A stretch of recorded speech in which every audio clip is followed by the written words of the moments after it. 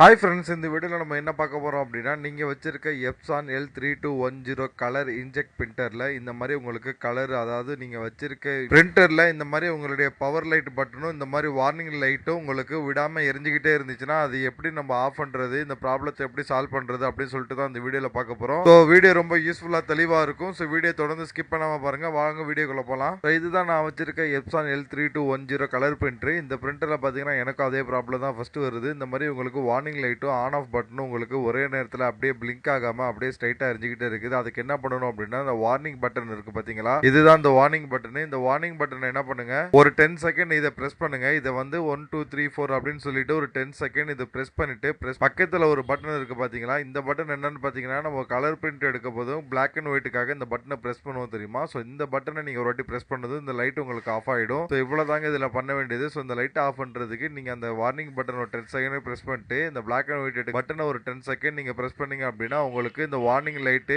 On ஆகிட்டே இருக்கிறது of ஆயிரும். ஓகேங்களா. இந்த மாதிரி யூஸ்ஃபுல்லான வீடியோ பார்க்க நம்ம சேனலை மறக்காம சப்ஸ்கிரைப் பண்ணிருங்க. இது ரொம்ப யூஸ்ஃபுல்லா இருக்கும்னு நினைக்கிறேன். வேற ஏதாவது டவுட்னா கமெண்ட் பண்ணுங்க.